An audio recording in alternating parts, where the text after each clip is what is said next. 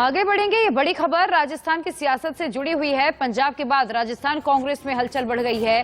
Pilot Gehlot के बीच सुलह की कोशिश आलाकमान की ओर से जारी है। प्रदेश अध्यक्ष गोविंद डोटासरा ने विधायकों की बैठक बुलाई है। प्रभारी अजय माकन, केसी वेणुगोपाल भी बैठक में मौजूद हैं। मंत्रिमंडल विस्तार पर मंथन की भी अटकलें लगाई जा रही हैं और माना यह जा रहा है कि 28-29 जुलाई के बीच राजस्थान में मंत्रिमंडल का विस्तार हो सकता है। और पायलट खेमे को इस बात का अंदेशा है कि आलाकमान उन्हें नाराज नहीं करेगा। जिस तरह से पंजाब में न्याय हुआ है वैसा ही न्याय इनके साथ भी होने वाला है। और इसी बीच अजय माकन ने यह कहा कि अब विवाद लगभग खत्म हो चुका है और सभी ने फैसला हाईकमान पर छोड़ा है। और इधर राजस्थान कांग्रेस में आखिर चल क्या रहा है ये समझ लीजिए। सबसे पहले गहलोत पायलट के बीच लंबे समय से नाराजगी का आलम जारी है और आपको याद होगा जैसे ही विधानसभा के रिजल्ट्स आए थे उसके बाद ही दोनों के बीच खींचतान की खबरें आनी शुरू हो गई थी। नेताओं की कलह दूर करने के लिए कांग्रेस सक्रिय हो गई। कांग्रेस आलाकमान राजस्थान विवाद को हल करना चाहता है लेकिन लंबे समय से ऐसा हो नहीं पा रहा है। केसी वेणुगोपाल, अजय माकन को जिम्मेदारी सौंपी गई है, जयपुर भेजा गया है और आलाकमान ने दोनों नेताओं पर फैसला छोड़ा है कि दोनों को समझाना है, यानी अशोक गहलोत को और सचिन पायलट को समझाना है।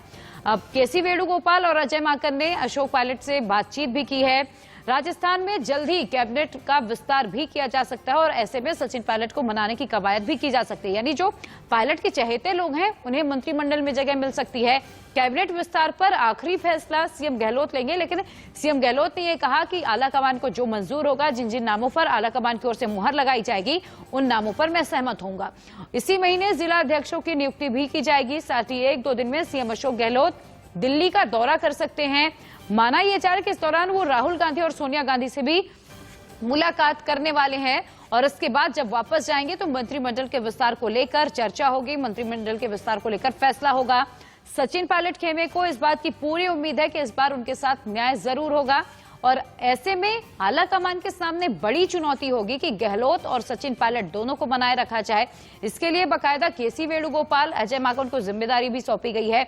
अब राजस्थान में चल रही उठापटक पर अजय माकन ने क्या कुछ कहा है, सुनिए।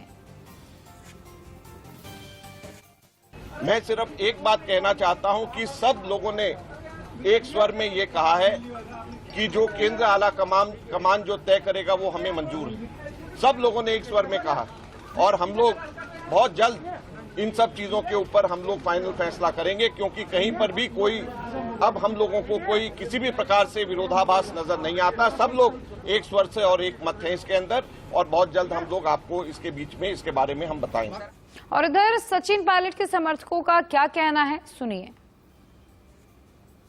पायलट के लिए ऊर्जावान, शक्तिमान नौजवान उसको मुख्यमंत्री देखना चाहते हैं। राजस्थान के सभी युवा ये चाहते हैं सचिन पायलट को आलाकमान को सीएम बनाना चाहिए, तभी कांग्रेस की सरकार दोबारा रिपीट होगी। देखिए, हम चाहते हैं सचिन पायलट के नेतृत्व में सरकार आई थी, सचिन पायलट को सीएम बनाना चाहिए। हम आलाकमान से मांग करते हैं कि सचिन पायलट सीएम बने, हमारे नेता सचिन पायलट है। जब राजस्थान में 21 विधायक बचे थे कांग्रेस के, जब सचिन पायलट जी ने गांव-गांव, डाणी-डाणी घूमकर कांग्रेस को मजबूत करने का काम किया था, इसलिए हम चाहते हैं कि सचिन पायलट जी को मजबूत करके सचिन पायलट जी को जिम्मेदारी दे। और मेरे वरिष्ठ सहयोगी एडिटर मनु शर्मा इस पर और अधिक जानकारी के साथ जुड़े हुए हैं। मनु, लंबे समय से अटकलें लगाई जा रही थी कैबिनेट विस्तार को लेकर, अब लगभग तस्वीर साफ हो रही है। माना यह जा रहा है कि अब 28-29 जुलाई को कैबिनेट का विस्तार हो सकता है। ऐसे में आलाकमान के सामने कितनी बड़ी चुनौती होगी पायलट को सबसे ज्यादा मनाने की, क्योंकि लंबे समय से पायलट नाराज हैं।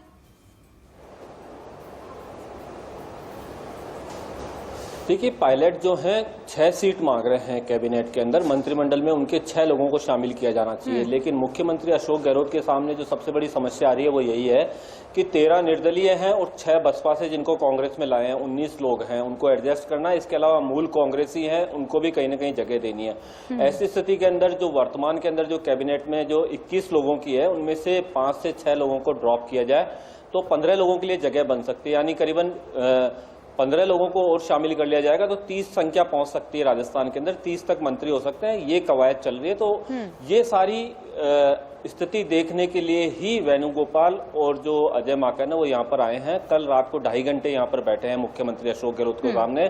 सोनिया गांधी ने जो ब्लूप्रिंट उनके हाथ में थमाया है उसके बारे में चर्चा करी है मुख्यमंत्री अशोक गहलोत के साथ बैठ करके। और आज सुबह जो है यहाँ पर मेरिट होटल के अंदर सचिन पायलट के जो समर्थित विधायक हैं उन लोगों ने भी मुलाकात करी है उनसे, यानी 4 विधायक उनके साथ में जाकर के मिले हैं और अपनी स्थिति उनके सामने रखी है। तो सबसे बड़ी जो समस्या आ रही है आज आलाकमान के सामने वो यही है कि सचिन पायलट को कैसे खुश रखा जाए। या तो सारा मंत्रिमंडल विस्तार, संगठन का विस्तार सब कुछ करके और सचिन पायलट को कहीं ना कहीं केंद्र में जो है कांग्रेस जो है अपने केंद्रीय जो संगठन है उसके अंदर कोई बड़ा पद दे करके उनको संतुष्ट किया जाए। उनके जो साथी हैं जिन्होंने यहाँ पर राजस्थान के अंदर कंधे से कंधा मिलाकर सरकार लाने की पूरी कोशिश करी थी, जो मदद करी थी, उन लोगों को कहीं एडजस्ट किया जाए। आज सचिन पायलट यही चाह रहे हैं कि सबसे पहले उनको कोई पद मिले या ना मिले, लेकिन उनके जो साथी उनके साथ में थे उन लोगों को कैबिनेट में जगह मिले, उनको बोर्ड निगम के अंदर जगह मिले और सत्ता में और संगठन के अंदर उनको जगह मिलनी चाहिए। इसी कवायद में सभी लोग जुटे हुए हैं और ये पहला कदम आगे बढ़ा है कि आज खुद सचिन पायलट उस बैठक के अंदर मौजूद थे जो बैठक केसी वेणुगोपाल और अजय माकन ने पीसीसी में ली थी। जी ठीक है मनु, बहुत बहुत शुक्रिया इस तमाम जानकारी के लिए। आप आगे भी नजर बनाकर रखिएगा, जो भी अपडेट होगा लेने के लिए आप तक आएंगे।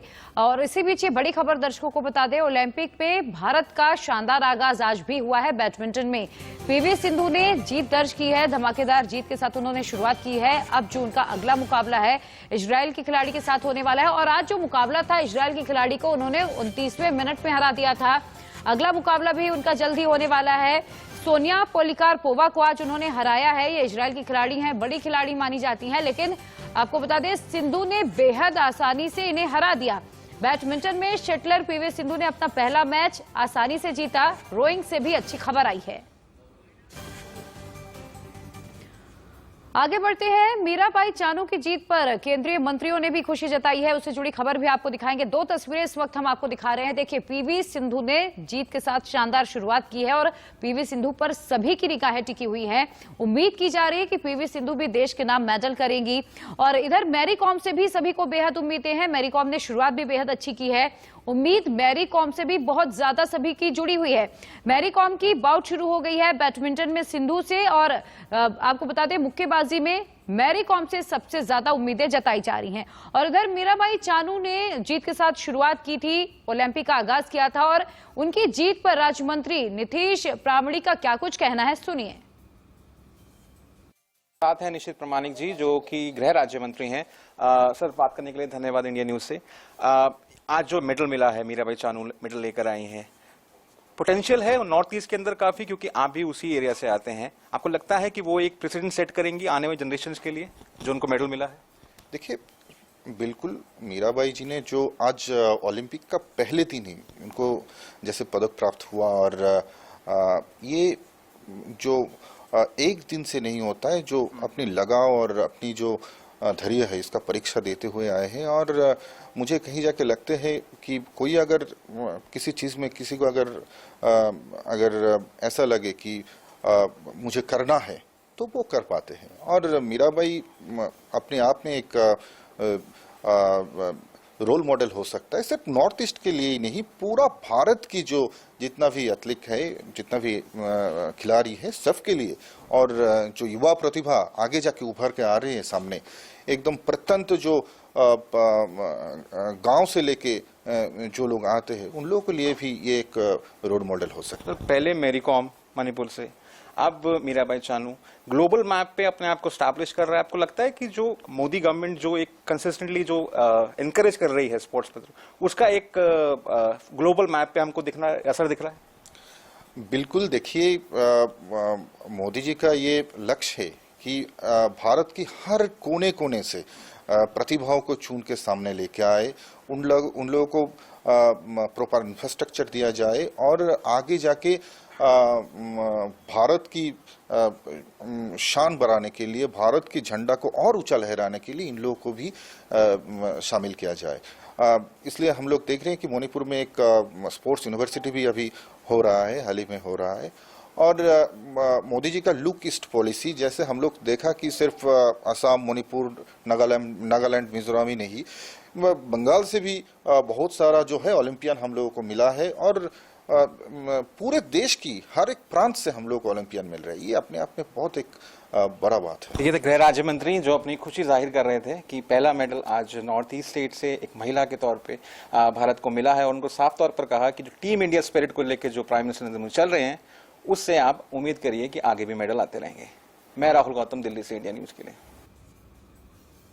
और इसी के साथ यहाँ निगम के अंदर जगह मिले और सत्ता में और संगठन के अंदर उनको जगह मिलनी चाहिए। इसी कवायद में सभी लोग जुटे हुए हैं और ये पहला कदम आगे बढ़ा है कि आज खुद सचिन पायलट उस बैठक के अंदर मौजूद थे जो बैठक केसी वेणुगोपाल और अजय माकन ने पीसीसी में ली थी। जी ठीक है मनु, बहुत बहुत शुक्रिया इस तमाम जानकारी के लिए। आप आगे भी नजर बनाकर रखिएगा, जो भी अपडेट होगा लेने के लिए आप तक आएंगे। और इसी बीच ये बड़ी खबर दर्शकों को बता दें, ओलंपिक में भारत का शानदार आगाज आज भी हुआ है। बैडमिंटन में पीवी सिंधु ने जीत दर्ज की है, धमाकेदार जीत के साथ उन्होंने शुरुआत की है। अब जो उनका अगला मुकाबला है इजराइल के खिलाड़ी के साथ होने वाला है और आज जो मुकाबला था इजराइल के खिलाड़ी को उन्होंने 29वें मिनट में हरा दिया था। अगला मुकाबला भी उनका जल्द ही होने वाला है। सोनिया पोलिकारपोवा को आज उन्होंने हराया है। ये इजराइल की खिलाड़ी हैं, बड़ी खिलाड़ी मानी जाती हैं, लेकिन आपको बता दें सिंधु ने बेहद आसानी से इन्हें हरा दिया।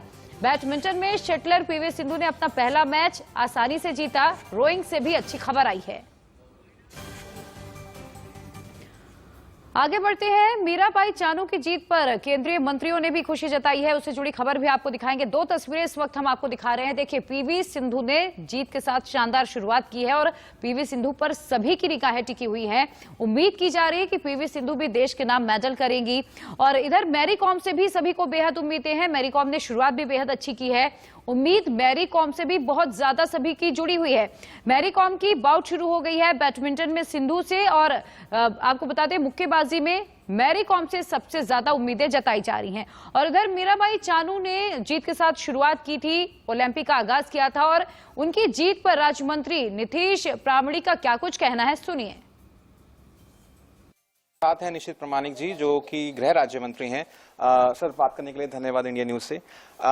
आज जो मेडल मिला है, मीराबाई चानू मेडल लेकर आई हैं, पोटेंशियल है नॉर्थ ईस्ट के अंदर काफी, क्योंकि आप भी उसी एरिया से आते हैं। आपको लगता है कि वो एक प्रेसिडेंट सेट करेंगी आने वाले जनरेशन के लिए जो उनको मेडल मिला है? देखिए, बिल्कुल मीराबाई जी ने जो आज ओलंपिक का पहले दिन ही उनको जैसे पदक प्राप्त हुआ और ये जो एक दिन से नहीं होता है, जो अपनी लगाव और अपनी जो धैर्य है इसका परीक्षा देते हुए आए हैं। और मुझे कहीं जाके लगते हैं कि कोई अगर किसी चीज़ में किसी को अगर ऐसा लगे कि मुझे करना है तो वो कर पाते हैं। और मीराबाई अपने आप में एक रोल मॉडल हो सकता है, सिर्फ नॉर्थ ईस्ट के लिए ही नहीं, पूरा भारत की जो जितना भी एथलीट है, जितना भी खिलाड़ी है, सबके लिए। और जो युवा प्रतिभा आगे जाके उभर के आ रही है सामने, एकदम प्रत्यंत जो गांव से लेके जो लोग आते हैं उन लोगों के लिए भी ये एक रोल मॉडल हो सकता है। पहले मैरी कॉम मणिपुर से, अब मीराबाई चानू ग्लोबल मैप पे अपने आप को स्टैब्लिश कर रहा है। आपको लगता है कि जो मोदी गवर्नमेंट जो एक कंसिस्टेंटली जो इनकरेज कर रही है स्पोर्ट्स पर, उसका एक ग्लोबल मैप पे हमको असर दिख रहा है? बिल्कुल। देखिए, मोदी जी का ये लक्ष्य है कि भारत की हर कोने कोने से प्रतिभाओं को चुन के सामने लेके आए, उन लोगों को प्रॉपर इंफ्रास्ट्रक्चर दिया जाए और आगे जाके भारत की शान बढ़ाने के लिए, भारत की झंडा को और ऊंचा लहराने के लिए इन लोगों को भी शामिल किया जाए। इसलिए हम लोग देख रहे हैं कि मणिपुर में एक स्पोर्ट्स यूनिवर्सिटी भी अभी हो रहा है, हाल ही में हो रहा है।